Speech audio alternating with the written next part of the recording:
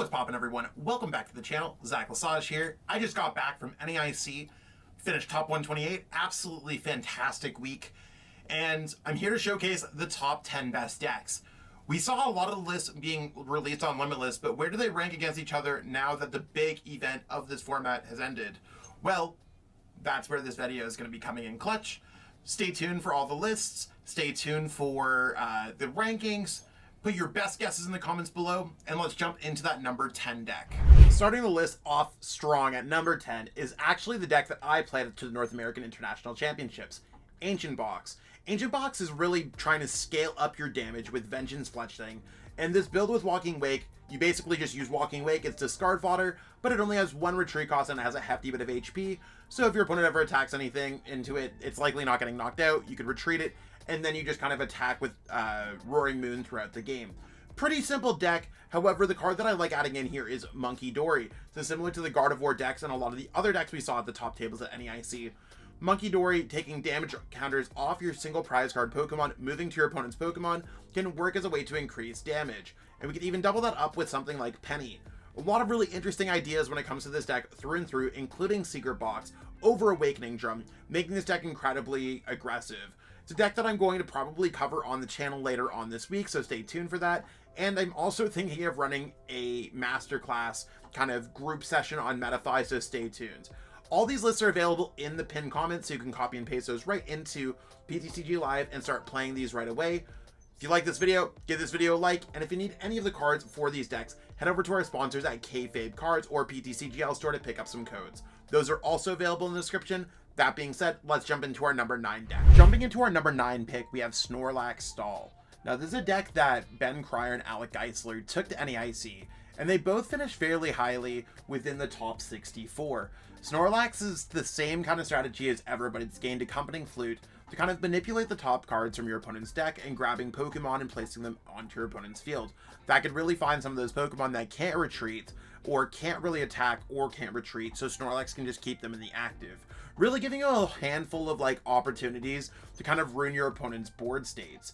Pairing that with Temple of Sinnoh, Giacomo, and a handful of other disruptive supporters really makes this deck have a spot in the top 10 in this format. I think Snorlax is one of those decks where now that people aren't really focusing on it, like when Azul won Stockholm Regionals, I could really see a teched out Snorlax deck that's beating the Gardevoir decks and the Lost Zone Box decks that we might have seen in the finals of NAIC, and really taking it to another level.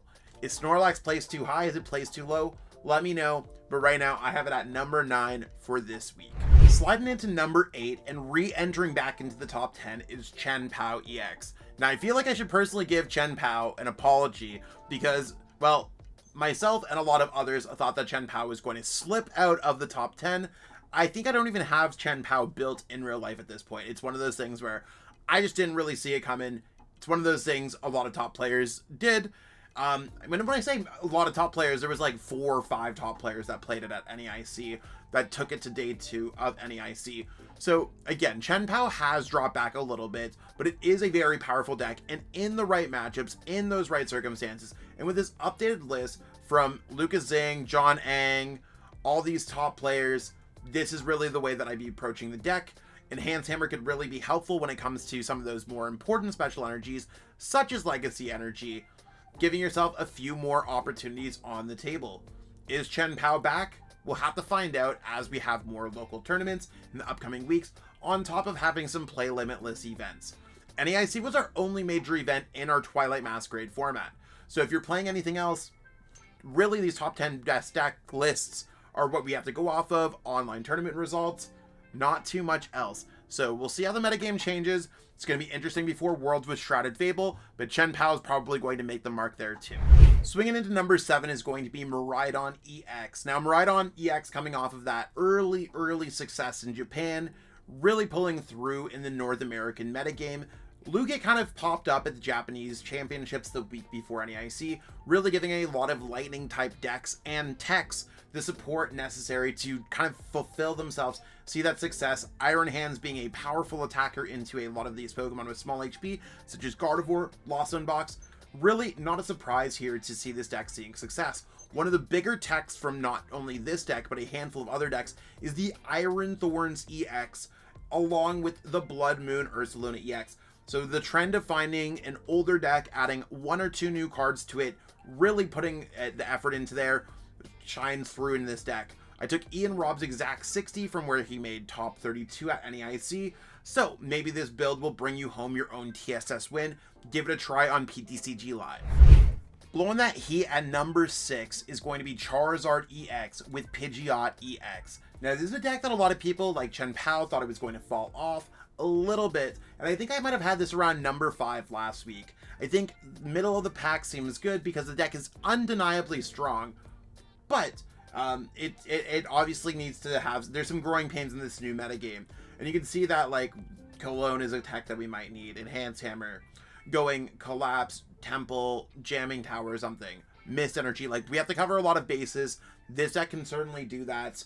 Is it going to be one of those things where like we see how this deck does? Like, yeah, this deck 100% can keep up to the metagame. At what cost? Sure, we're certainly struggling in some cases when it comes to this deck, but Charizard is undeniably powerful. This is a great list from William Azevedo, making, I believe, top 32, if not top 64 with his list at NAIC. And he's basically the expert of Charizard EX in our format right now. I think he's the #1 points leader with the deck. So as the metagame progresses, I think this deck is going to change. It's really interesting right now, though, to check out. At number 5, we arguably have our most interesting deck on this entire list, and that's Michael Pramawat's top 64 Charizard, Pidgeot, Dragapult deck, with Dragapult being kind of the main star. Also a side act of Bidoof and Bibarel. Really taking a lot of pulls from the Charizard, Pidgeot, Bibarel, but instead of going with the Charizard line, we're going to go with a 1/1 Charizard line to accelerate energies, be a potential attacker. Dragapult's the main focus, giving you a whole lot of Pokemon vomit in a good way. I think this deck kind of comes together as build your own deck as you're playing. Do you want to be a Dragapult Pidgeot deck? Can you be a Charizard deck at some point in the game? Depending on the matchup, there's a lot of powerful abilities, powerful attacks, powerful everything when it comes down to this deck. And it's really teched out in a way that makes it like look weird. But if you've been playing for a few years, you can see that Michael Pramawat being one of the absolute best players of all time, crushing it at his list. And I mean, again, is Dragapult Pidgeot going to be straight better? We'll have to find out. The 1/1 Charizard line really isn't that much to add in here, so it's kind of like a Dragapult Pidgeot deck with a 1/1 Charizard deck, and that sounds kind of cool if you ask me. That's what we got going on at number 5. We'll have to see what the next top 4 decks are. Put your best guesses below if you haven't already. We do get back to every single question on this channel. At number 4, we have Raging Bolt EX, arguably one of the most hyped decks heading into NAIC. Now, the hype kind of drowned out when a lot of players switched over God of War the week before, causing some mass scrambling of decks. The few that saw success really saw success at the top tables, where we had Brandon Salazar finishing all the way in the top 16 with this deck. I think this is one of those things where very powerful deck, might not have been the best metagame for it, still went very deep into the tournament. And one of the big things that you'll see from a lot of the top lists, including Colin Matthews' list, is the Pokemon catcher being included in a lot of these decks. So having that coin flip option, we're ripping something up. We really want to have control over what we're knocking out here. So I really like the Pokemon catchers. I played against a build that played Pokemon catchers in the tournament. Way more scary than normal, because if you're knocking out the right Pokemon every single turn, you can really apply some pressure to your opponent's board. I think this is one of those decks where it might not have had the absolute best day to shine at NAIC, might see a lot of success in the future. Also, probably my most favorite deck to play in format, period. We've entered into the top 3 decks that we have, period, and Lugia is at our number 3 right now. Lugia really gaining the Blood Moon Ursaluna, and a lot of lists are looking very similar. One thing you might have noticed is Fluttermane. Fluttermane allows you to get past some of these Iron Thorns that are being seen in Lawson Box, Miraidon, even future box lists. Like, there are a handful of things that are just stopping you completely. A lot of lists are cutting the 4th Chinchino. I like having the 4th one, just so that you could, or the Minchino, I should be saying, not Chinchino. I memean, they're all Chinchino-ish Pokemon. You know what I'm saying? I'm just blabbling on. But regardless, I want to be able to attack with single prize card Pokemon into my opponent's Pokemon whenever possible. I do like Carmine as a supporter. I do like Jacques as a supporter. This is the build that if I was playing this deck at NAIC, would have totally gone into it with this deck. So I think it's one of the things, as a player that's put a lot of effort in Lugia, and someone that went out of their way to buy a Lugia plush at the Pokemon Center, as if that holds a lot of value. Give this version of the deck a try. It's one of those things where I could have seen myself having a deep run with it at NAIC. For our runner-up deck this week, we have Lost Zone Box, the deck that actually won NAIC, but I did take the list that won NAIC, cut a Pokegear, and added a Manaphy, because what I'm expecting is a few more Lost Zone Box decks to pop up in response to this deck seeing success. Andrew saw an absolute tear of an event in that Prime Catcher off the Lost Zone Comfey. Absolutely crazy. I think this is one of those things where the deck is almost perfect. The deck has been around for a while. The deck is just like, you know what you're doing if you're a Lost Zone player. And the deck has really added a couple cards similar to the Miraidon deck earlier. Blood Moon, Iron Thorns, really elevating it to the next level and allowing those key cards to see success into this format. It's really one of those things where kind of has that middle of the road approach, not necessarily best in the Gardevoir, not necessarily best in other things, but when you play this deck correctly and draw well, it's absolutely fantastic. There's only one deck that could be our number one deck. I'm sure a lot of you have already guessed it by now, but if you haven't, still put your guess in whatever comment you want to put. What's going to be our number one deck?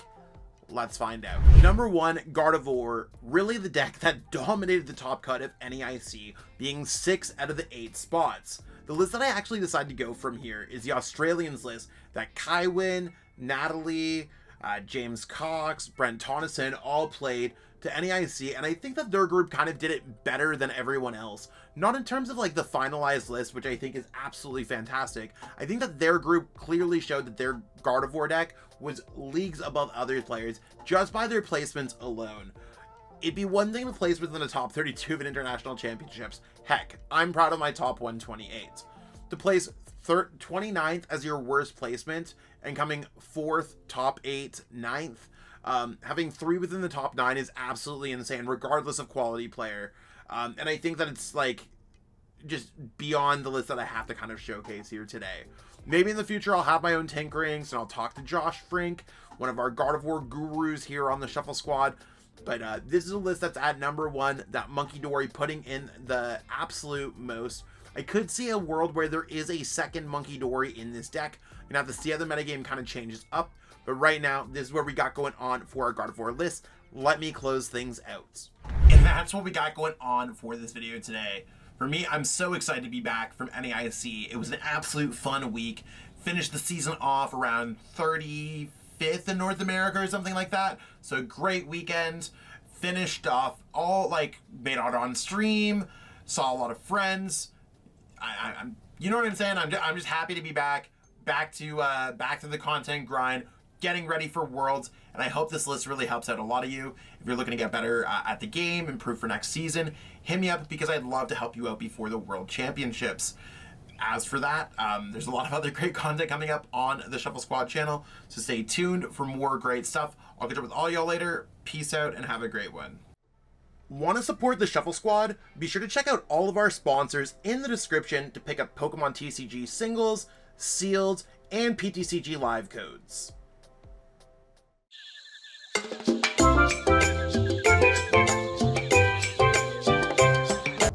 You made it to the end. Thank you so much for watching this entire video from the Shuffle Squad. Honestly, from the bottom of our hearts, we appreciate each and every person that supports our content, watches what we have going on every single day, every single week, even from time to time, and continuously allows us to have a forum to project our creative content towards the Pokemon TCG community. So if you haven't already, be sure to give this video a like, subscribe to the channel, and even leave a comment to help boost the YouTube algorithm. That being said, we'll catch you with our next video. Thanks again. Take it easy.